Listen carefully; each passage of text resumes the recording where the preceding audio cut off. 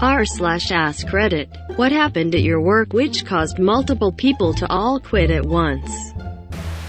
Cancelled all raises and bonuses for everyone except the CEO, his wife, financial and HR, and his son. Utterly useless IT. In a year where we have record profits and brought in almost double the clients on top of announcing they aren't looking to hire more people when we were already overwhelmed.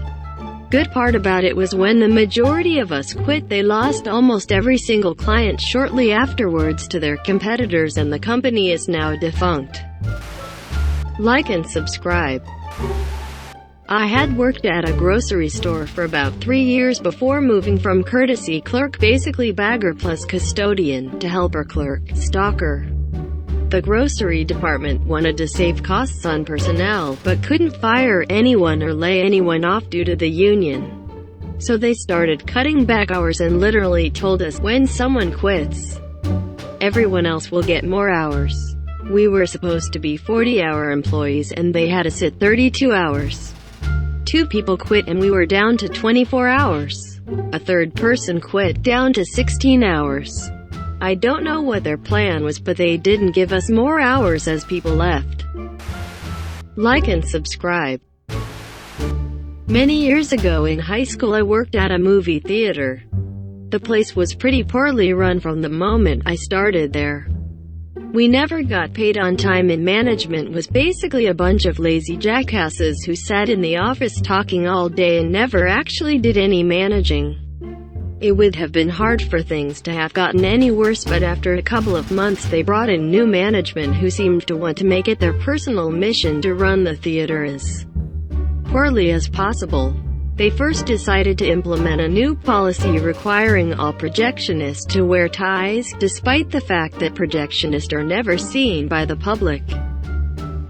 Not to mention that tiny little detail that the projectionist worked around giant, rapidly spinning objects that a tie could get caught in.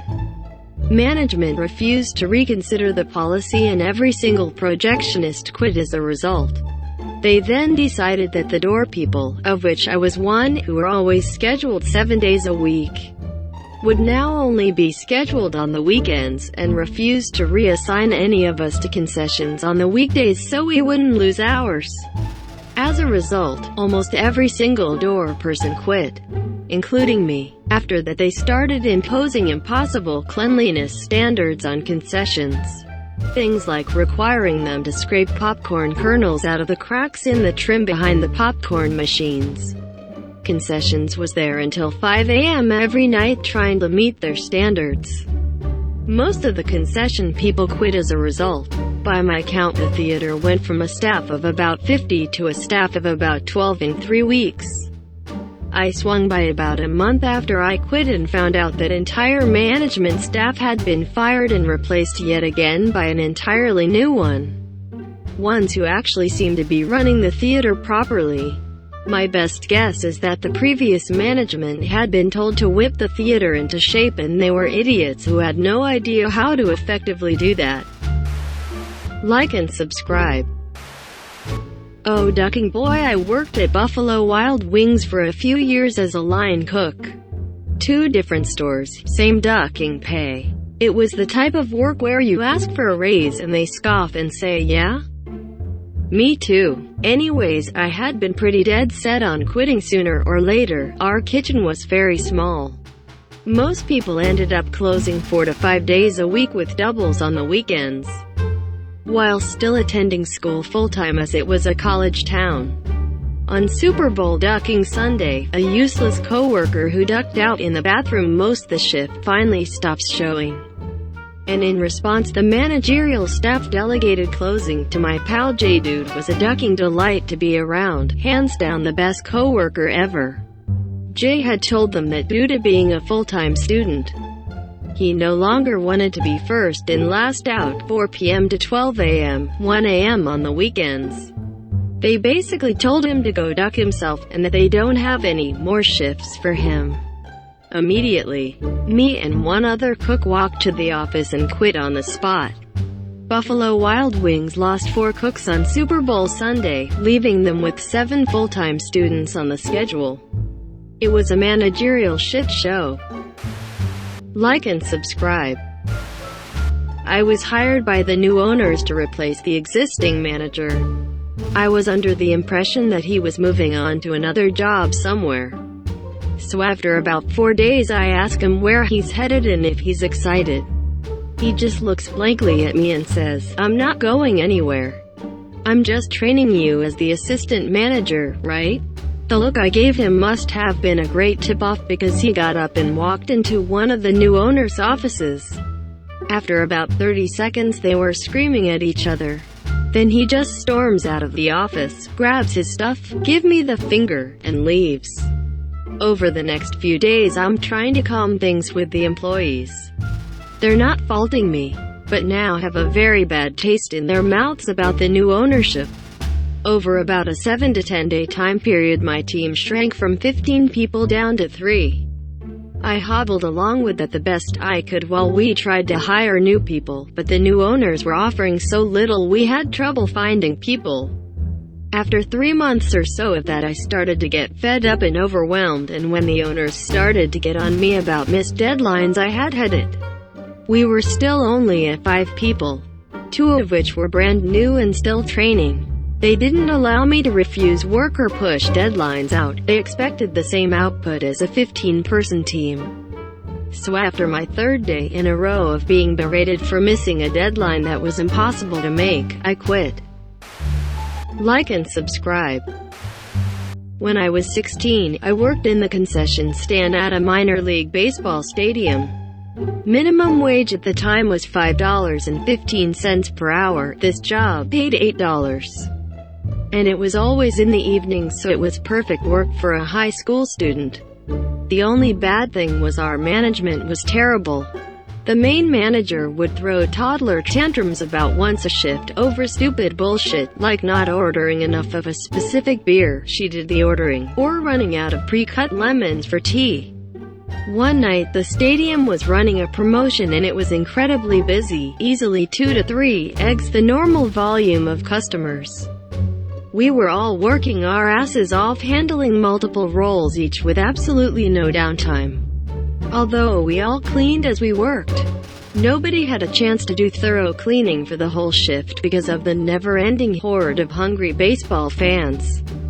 The manager showed up 3 to 4 hours late per usual and throws the biggest ducking tantrum ever over the unswept floor. Finally, she announces, "Listen up you lazy ducks. Minimal work gets minimal pay. Everybody is being paid minimum wage tonight because you slobs won't clean up anything." Both of our bartenders and the barback quit on the spot, which caused a chain reaction. We all took off our aprons and hats to leave. She blocked the exit and was red in the face from screaming, so one of the cooks climbed out of one of the big serving windows where we served customers. So I did the same and most of the staff followed. Bear in mind that this all happened in front of like 200 plus customers. Of course, my final paycheck got lost, so I had to file a wage theft complaint with the Texas Workforce Commission. Like and subscribe. Worked at a Wendy's and one of the regional managers started running a store because they wouldn't find new managers to replace the old ones. Well anyways, this guy practically ran the place into the ground. Before he started running the store most everyone liked working there as it was a good environment. A few months after, a couple of people quit because of him. And one day I roll in at 9 to help open the store and he comes out to my car as soon as I park. I was 15 minutes early and usually just sat in my car until 9, and tells me, "Hey, I need to start early because the 3 openers just quit on me." We managed to get the store open and had a number of people from other stores help run the place until the people from the next shift came in. A couple days later I hear the full story of what happened from a coworker. The regional manager is supposed to be at the store at 7 or so, and the opener's 30 minutes later. He didn't actually show up until 8:30. So when the opener's already pissed at being at work really early and not being on the clock, saw the regional manager roll in and knew it was gonna be an awful shift, all decided that they were done with him and just quit right there. so at least 6 people quit because of him by the time I left the place. Probably more left after me. Like and subscribe. Several years ago I worked in a mental health center. We worked primarily with kids. It was time for the center to renew their certification. Instead of keeping up with everything that needed to be done over the course of 5 years, the proper procedures were ignored. In this couple months before recertification, administration made us sit through a ridiculous amount of training on things that would have been covered in trainings such as HIPAA laws and identifying child abuse. Then came our paperwork. Our center encouraged us to do things that aren't exactly covered by Medicaid or approved through certification. For example, taking kids to the park isn't allowed. But guess where they instructed us to take these kids so they didn't disturb the therapists working? I had to go back and edit 5 months worth of documents to get rid of the evidence. The kicker was that bathrooms were supposed to have a log of when it was cleaned. An administrator perfectly forged the signatures of multiple employees. I don't think they would have went through that trouble just for a bathroom log. What else were they forging our signatures on? The potential risk of being charged with Medicaid fraud was too high for me. I quit, as did many others.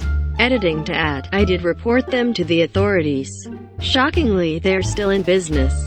I did what I had to cover my ass. And thanks for the gold. Like and subscribe.